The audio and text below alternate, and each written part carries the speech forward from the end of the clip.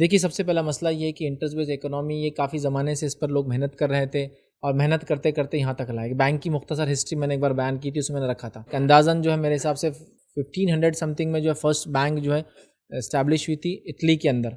और इटली के अंदर वो चूँकि तख्तों के ऊपर रख के पैसे लेते और देते ज़्यादा करते, तो वो बैंकोस बोलते थे। और वो तख्त जो टेबल होता है उसी को बैंक कहते थे, बैंकोस। वो जो टेबल था रखा हुआ रहता था उसी को कहते थे। और उसी से फिर वो बैंकों से बैंकिंग पूरा एक सिस्टम जारी हो गया। लेकिन वो टेबल की एक पर्टिकुलर शेप को बोलते थे बैंक, इसीलिए बैंकिंग ऑफ रोड्स भी बोलते हैं ना, रोड को जब आप एक पर्टिकुलर शेप, तो बैंक्स होते थे। उस वजह से एक सिस्टम कॉइन हुआ और उसके बाद इटली के अंदर पहला बैंक बना, लेकिन वो मशहूर नहीं हुआ। फिर बैंक ऑफ इंग्लैंड जो था पहला दुनिया का सबसे बड़ा बैंक था।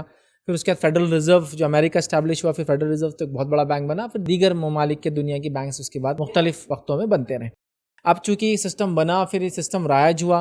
पहले तो ये प्रिवेलेंट नहीं था। मैं आपको बता दूं, अगर अमेरिकन हिस्ट्री पढ़े, अब्राहम लिंकन ने अपनी ज़िंदगी में बैंकिंग को चालू होने नहीं दिया और फेडरल रिजर्व को कभी भी जो है अमेरिका का बैंक ऑफिशियल मानने से इनकार किया। और उन्होंने ये बात कही थी, अगर फेडरल रिजर्व अमेरिका का ऑफिशियल बैंक बन गया तो ये पूरे सिस्टम और पूरे इकोनॉमी और पूरे अमेरिका को बर्बाद कर देगा। लोग कहते यही वजह थी कि उनको शूट कर दिया गया, उनको असैसिनेशन हुआ ना उनका, इसी वजह से हुआ कि वो बैंकिंग के खिलाफ थे।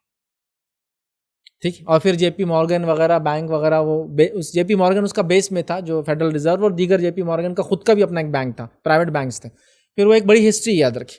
फिर वो बैंकिंग सिस्टम हुआ। मुसलमानों की जब तक खिलाफत थी और मुसलमानों की ममलिकत थी बहुत बड़ी, इसके अंदर बैंकिंग अल्हम्दुलिल्लाह 20वीं सदी की शुरुआत तक नहीं आ पाया था किसी हद तक। नोट वगैरह का चलन इतना कॉमन नहीं था। एडवांस कंट्रीज जो मुस्लिम्स के थे उस ज़माने में, नोट अडॉप्ट करना उनकी ज़रूरत थी। जैसे हैदराबाद स्टेट ले लीजिए, ये एक एडवांस कंट्री था उस ज़माने का, ठीक है।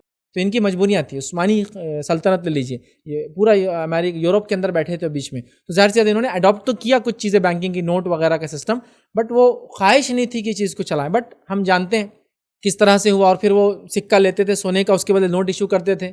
तो जितने सिक्के आप देते थे सिक्के की तस्वीर ही आती थी। तो अगर आपने देखा होगा उस्मानी यहाँ की जो हुकूमत थी हैदराबाद स्टेट की, तो आप 5 रुपये की अगर नोट थी तो 5 अशरफिया बनी हुई आती, मतलब तुमने 5 चांदी की दी तो हमने एक नोट इशू किया तुमको, एक चांदी अशरफिया आती थी एक के लिए। फिर इंडियन करेंसी में तो सेम 1 रुपये का कॉइन बना हुआ था, 2 रुपये का, वही सिस्टम था। तो सिस्टम अचानक नहीं आया दुनिया में, ये सूदी निज़ाम धीरे धीरे आया और उसने ऐसा कैप्चर कर लिया। और अफसोस की बात है, दुनिया के पास एक अल्टरनेट निज़ाम था इस्लामिक बैंकिंग के शक्ल में। दुनिया के उस ज़माने के मेजॉरिटी ऑफ मुस्लिम कंट्रीज उसी के तहत चल रहे थे, समझे। लेकिन वो फाइनेंस, वो इकोनॉमिकल सिस्टम को ऐसा प्रिटेंड किया गया कि दुनिया में ये जो सूदी निज़ाम है, इंटरेस्ट बेस्ड इकोनॉमी के अलावा कोई अल्टरनेटिव है ही नहीं, ऐसा प्रिटेंड किया गया। और दुनिया ने उसको धड़ल्ले से धड़ाधड़ अडॉप्ट करना शुरू कर दिया, क्योंकि उनको बड़े इकोनॉमिकल बेनिफिट्स इसमें नजर आए, जिसके नतीजे में बहरहाल आज यहाँ आए हम और आज हम फंस चुके हैं।